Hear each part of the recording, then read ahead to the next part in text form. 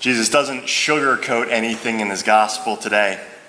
He doesn't promise his followers that they're going to be provided for financially. He doesn't promise them any wealth. He doesn't promise them safety. What he does promise them is the cross. He says, "Whoever wishes to come after me must deny himself and take up his cross." Often I think we think of that as a metaphor.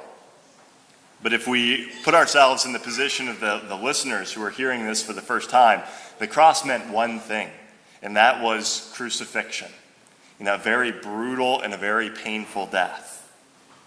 And so our Lord wasn't trying to attract people with earthly rewards. What he was conveying to the crowd is that they're going to have to make a choice. If they want to be his followers, if they want to follow him, they have to be willing to give up everything, even to the point of giving up their life to be his follower. Or they can go on their way. Jesus wasn't afraid of turning people away. He probably knew that a lot of people would turn away because he said this. But what our Lord was seeking is not lukewarm followers or people who just follow him because they can get something in return. What he was seeking were followers that were committed to following him and doing anything that he asked of them, even to the point of the cross. What is a disciple of Jesus? A disciple of Jesus is not just someone who has an intellectual belief in God. That's good to believe in God, but even demons believe in God, but they're not disciples, and they're not going to be saved. Being a disciple is more than that. A disciple is someone who's willing to sacrifice their life to follow Christ. And flowing from that, it's someone who's willing to entrust every aspect of their life to our Lord. Whether it's their vocation, whether they're called to the priesthood or religious life or married life or some other state. Someone who's willing to entrust their family to our Lord, their financial resources, their time, their daily actions, and their choices. A disciple is willing to turn all of those things over to our Lord. And so I think a good question for us to ask ourselves is, how committed are we as disciples of Jesus Christ? Are we willing to follow whatever path he asks for us and make whatever sacrifices necessary to follow him? And would we follow him even to the cross? St. John of the Cross is one of the great doctors of the church, and he's known as the doctor of Christian spirituality. He was a Carmelite priest, and he rooted his entire spirituality in his approach to the life of prayer in today's gospel, Mark chapter 8.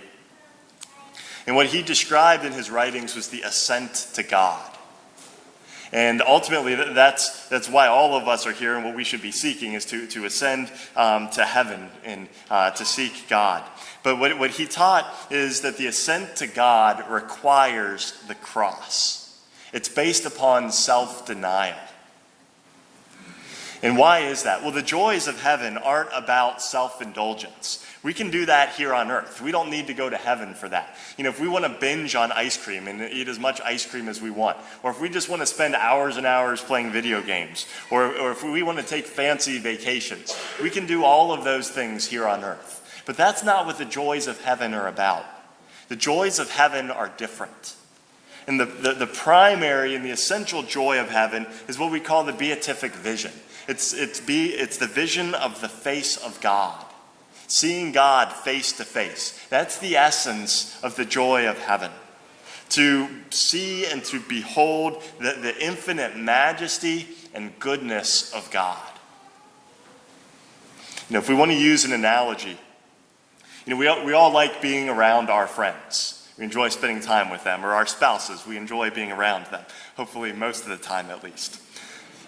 And the reason why we enjoy being around our friends and our spouses is because there's something attractive about that person. There's things that we like about that person, and we enjoy being in their presence. But the goodness and the beauty of God is infinitely greater than the goodness in any finite human being. And so to be in the presence of God is an experience that goes far beyond anything that we've ever encountered in this world. But in order to enter into that joy, we can't be selfish and focused on ourselves. Because if we're focused on ourselves, that turns us away from other people.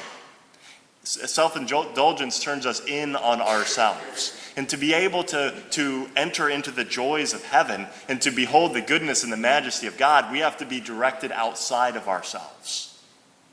And the more we empty ourselves, the more that enables us to see the goodness of God.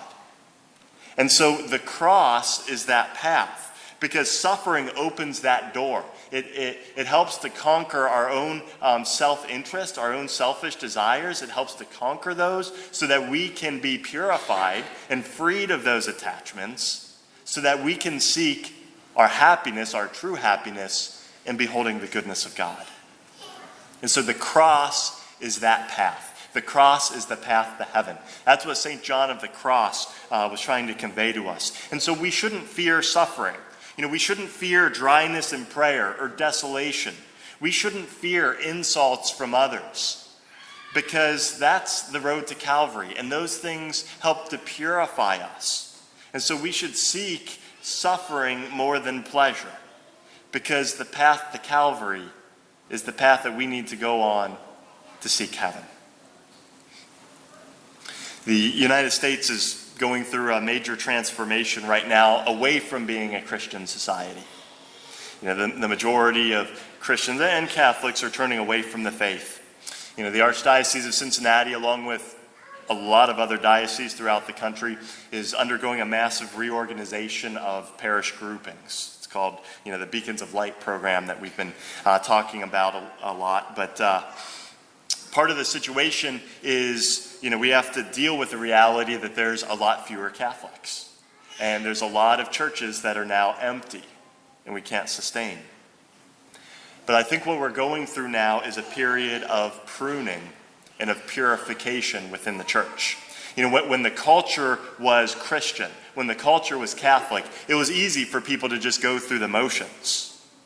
But now, to be a Christian and to be Catholic is countercultural. We have to make a decision against the culture around us and against what most people are doing to be Catholic. And the reality is that the church is going to be smaller. The church is going to be financially poorer.